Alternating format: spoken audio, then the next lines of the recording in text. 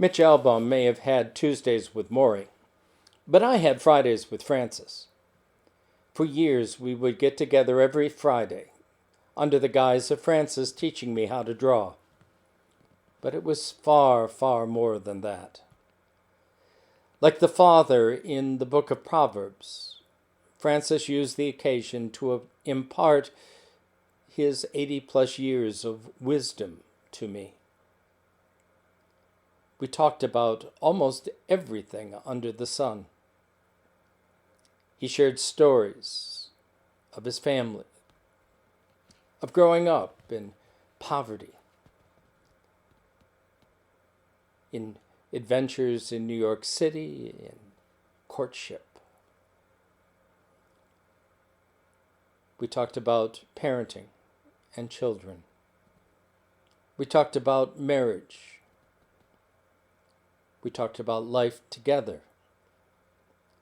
We talked about other people and what we might be able to learn from those relationships, or what they might be saying. I got a course in art history and art appreciation. We plumbed the depths of opera and classical vocal works that, despite my musical background, I had never really plumbed the depths of before. We talked a lot about faith. We talked about living. And we talked about dying. But perhaps the greatest gift was the gift of seeing. It is often said of artists that the first challenge that faces them is to learn how to see. And if that is indeed the case, then I began to walk down that path. Because my world over the years changed drastically. The way I saw things was radically shifted. Suddenly I was seeing colors that I'd never seen before, shapes, perspective, textures, lights and darks, shadows, design. All of it new, exciting, inviting. But perhaps the most dramatic piece was as I began to look at the body as a work of art. I found that my stereotypes and my prejudices soon gave way to an appreciation of distinctiveness, of uniqueness, of an individual work of art. Even things that I had detested or found ugly or repugnant suddenly were opened up to the possibilities of learning something about someone else or about myself. It has been a powerful journey.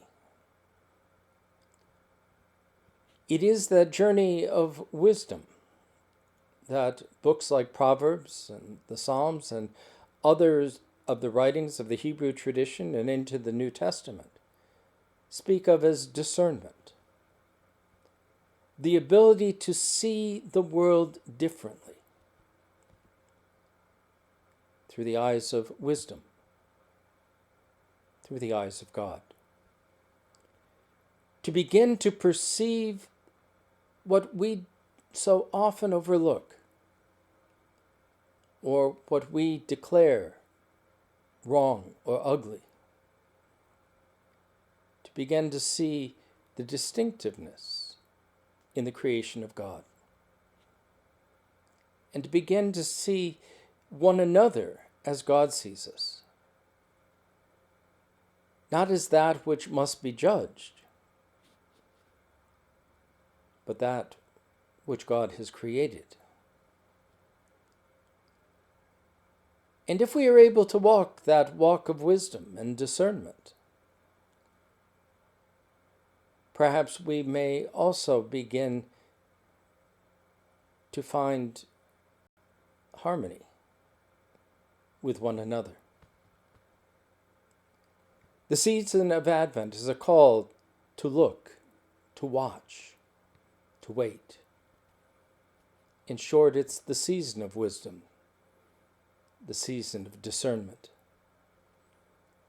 And perhaps as we make our way through this season and truly begin to see differently, we may discover a glimpse of peace on earth and goodwill to all. For the beauty of the earth, for the beauty of the skies, for the love which from our birth over and around us lies, for the wonder of each hour, of the day and of the night, hill and vale and tree and flower, sun and moon and stars of light, for the joy of ear and eye, for the heart and mind's delight, for the mystic harmony, linking sense to sound and sight, for the joy of human love, brother, sister, parent, child, friends on earth and friends above, for all gentle thoughts and mild, for each perfect gift of thine, peace on earth and joy in heaven, for thyself best gift divine, to our world so freely give.